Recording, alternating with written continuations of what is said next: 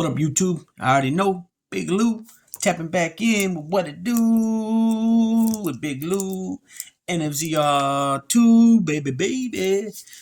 Uh, First time you're coming to the channel, as always, be highly appreciated if you sub, like, and share the channel with your family, friends, folks, peoples, gente, buddies, pals, amigos, and panas. Feel free to comment, and I'm going to do in my best of my ability to comment in a timely fashion back to all your comments with a decent and good response. You feel me? Anyways, this is just a little video because I didn't make no videos for a couple days. So earlier I dropped the one on Chapo's son. Now this one is about Canteen, right? In the prison system, Canteen. Also going to talk about, well, I'll do that one in another video. So this one's about Canteen. So you got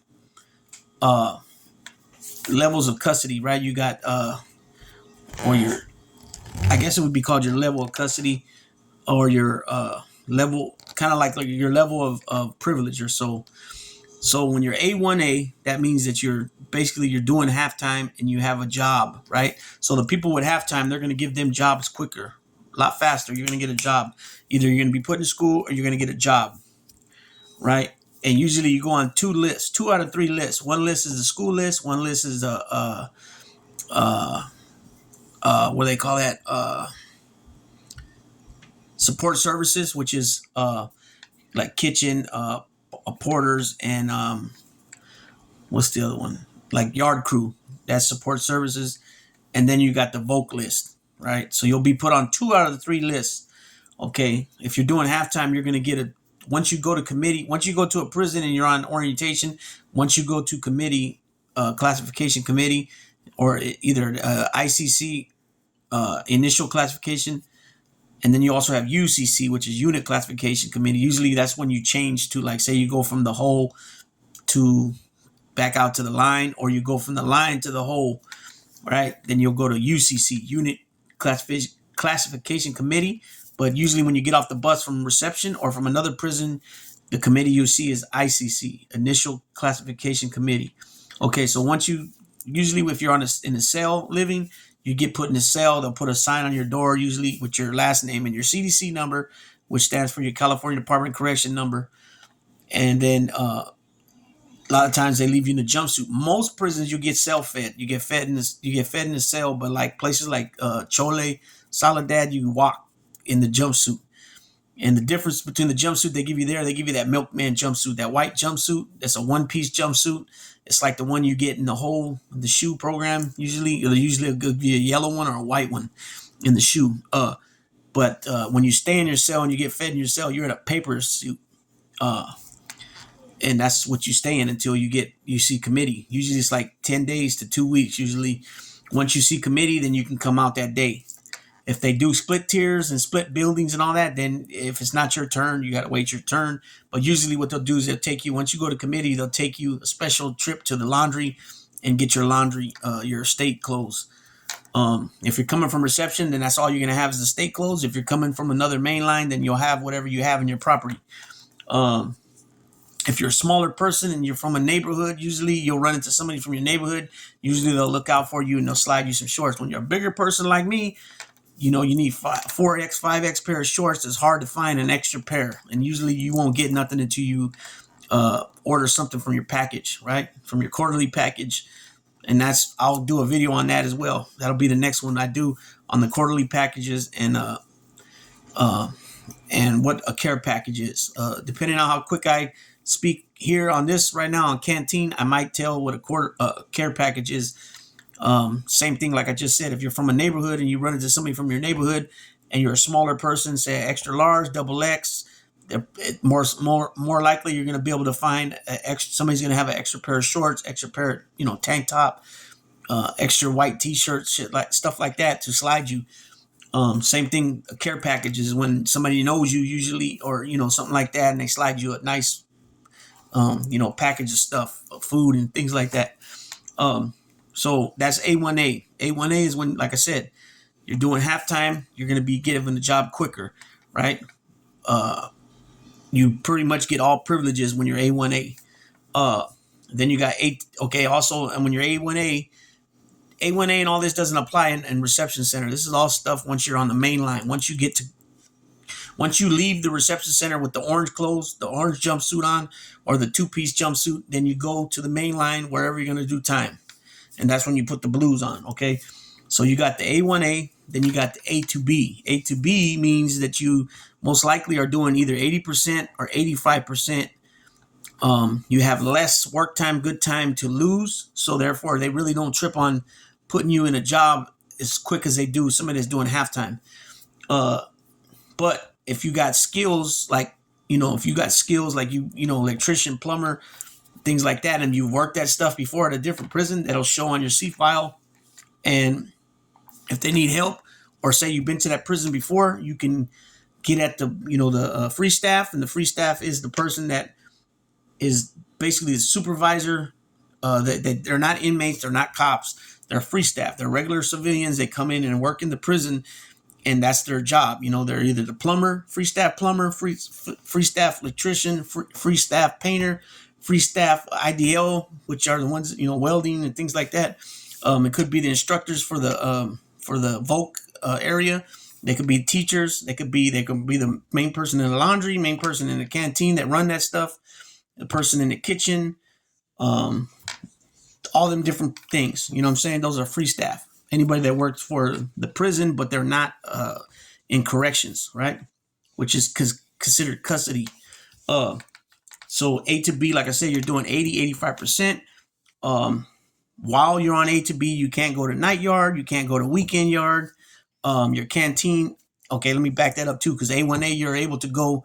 Now the full pool is $220. When I first started doing time, it was $140, right? And in reception center, you can go 70, and then once you get to the main line, 140. As long as you're A1A.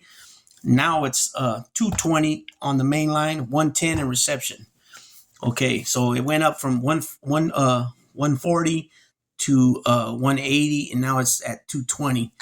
Okay, so whatever the main line, whatever you can go the max in reception, you can go half of that, and then when you're in the hole, you go half of that. Okay, I'm gonna explain some other things too. So A to B, you only can go 110 a month. Like I said, no night yard, no weekend yard. You're pretty much stuck in the cell. They'll even put, if it becomes an issue where guys are sliding outside and there's too many guys on the yard, because if like a riot jumps off, they got to be able to take control of the situation as quick as possible. And the more people you have out there, the more difficult it's going to be. So if it starts being an issue where a lot of guys are sliding out with A to B, what they'll start doing is they'll start putting some type of tag on your door saying your last name and your CDC number, and it'll say A to B on it. They'll have the building clerk go around and put those on the door. I've seen that happen. You know what I'm saying? So if you're in the gym, and like when they used to have the gyms, they don't have no more. Now they're not. You actually use them as a gym to play basketball. But at one time, there were housing units. The CO would be standing at the door and going, you had to show him your ID, and he would go on the list one by one before he let you out. And soon after a while, these guys got minds like cops as well. So after a while, they start remembering who's who, and what your status is. So A to B, like I said, you go 110 a month instead of 220. No night yard, no weekend yard. And then you have a thing called C status, right? C status is when you're on C status, you can only go $55 a month canteen, and you come out basically for 1 hour a day. That's it. For whatever reason, it's a disciplinary action. And you can only go $55 a month to the store. You come out in the morning. Usually they run yard in the morning. Well, I've been to prisons where they'll run yard in the morning for them before the main yard opens up. And there'll be like anywhere from 5 to 10 guys in the yard that are C status. And then they'll call C status yard recall. And then they'll come in, and then they'll usually let them get a shower, and then they lock them down, and then they'll run yard for us, for the guys that are, regulars, that have yard for that morning, that they don't have like school or SAP or Voc, stuff like that. Then when you're in the hole, that's D status. You got D1 status and D1D and D2D status. And that is, let let me see if I can remember this correctly. D I don't remember if it's D1 status or D2 status, but one of them is 75% of the time you're doing, and the other one is 2/3. And again, you can only go to the store $55, but you're actually in ad seg. If you're D status, you're in ad seg. You can only go $55 a month, and it's everything you buy: shampoo, deodorant, toothpaste, conditioner. What else?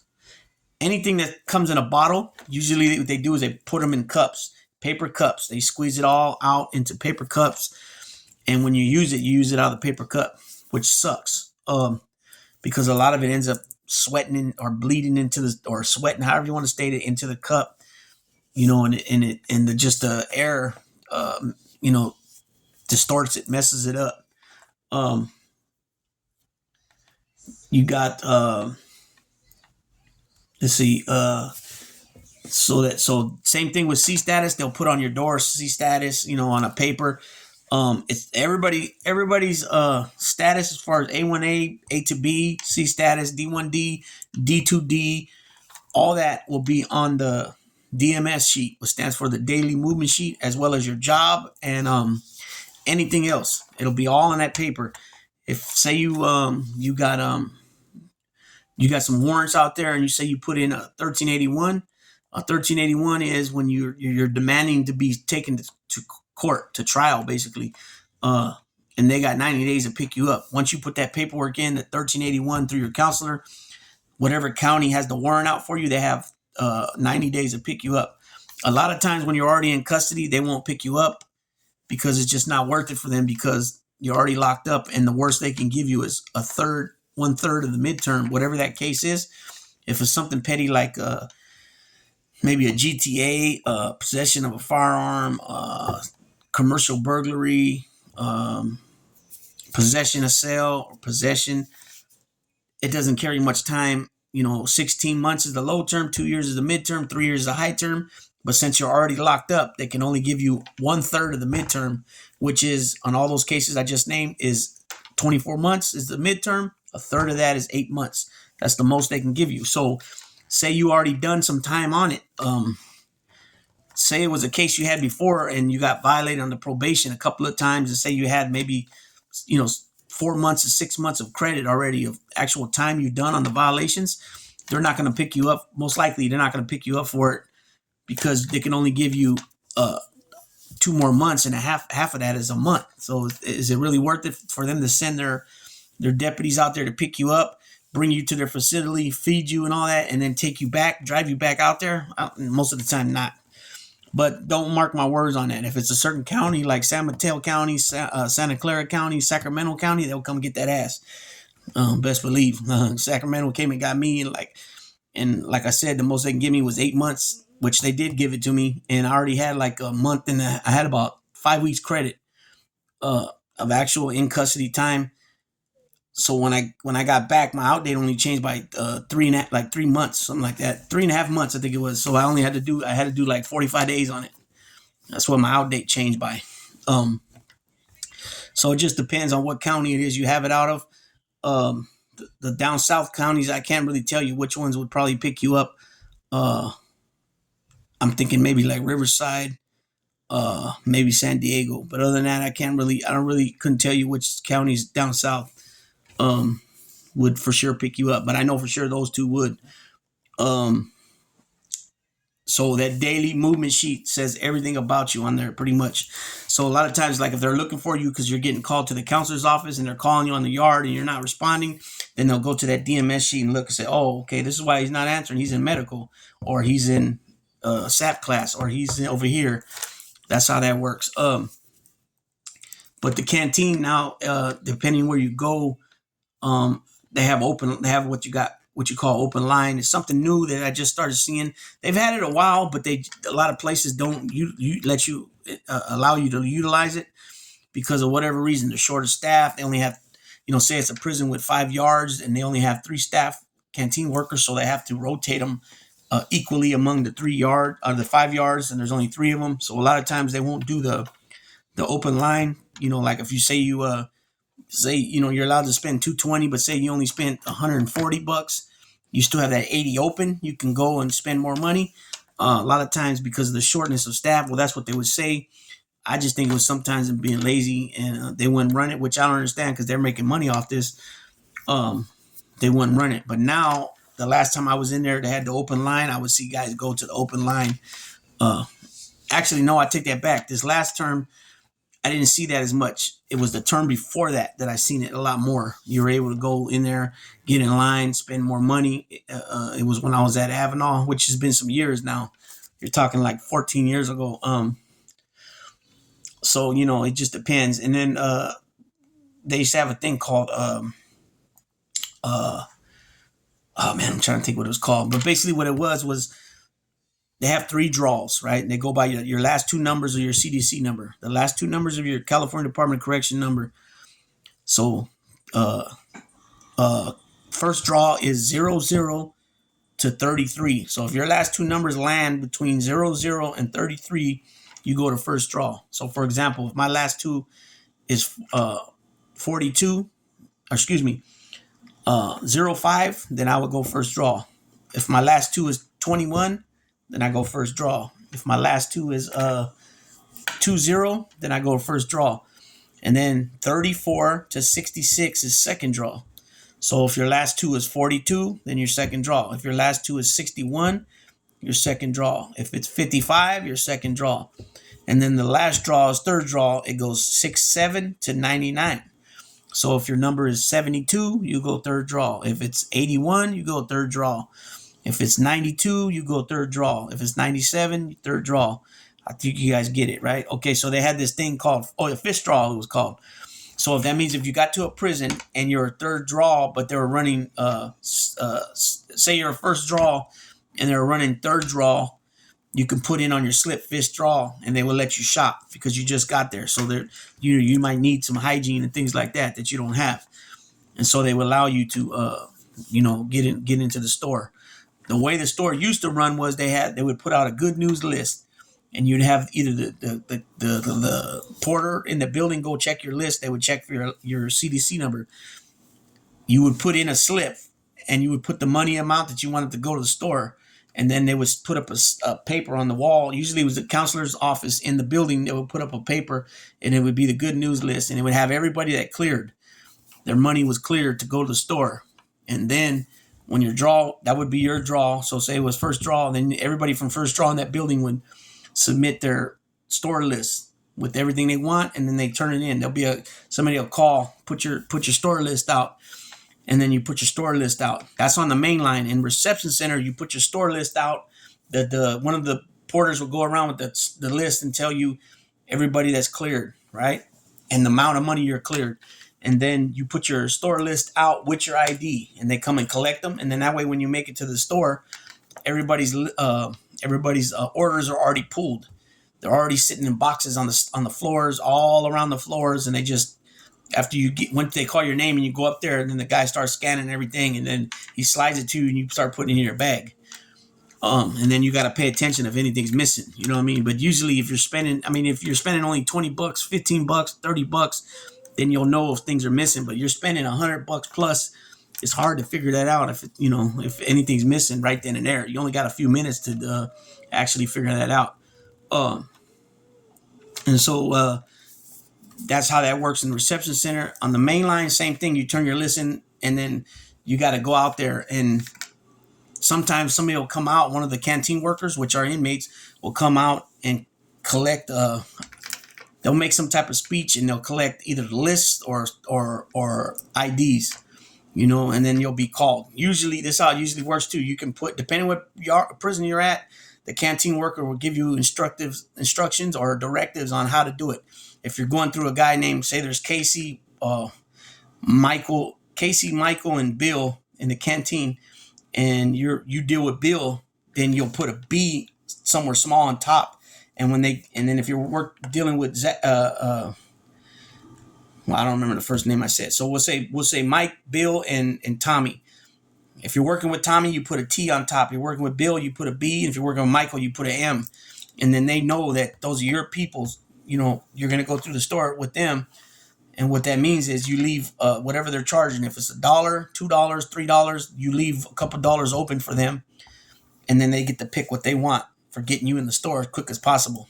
And so, they'll tell you how to do it. You know what I'm saying? Because some of them do it around the canteen, the free staff, the person that works in the canteen, not the inmate, but the person that runs the canteen, which is, again, like I mentioned earlier, they're a civilian.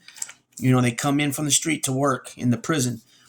Some of them do it around the canteen person, or the canteen person doesn't know, but the canteen person knows. You know what I mean? He's the one looking at the list. He's the one that sees the name. So he's got to be catching the little, letters on top.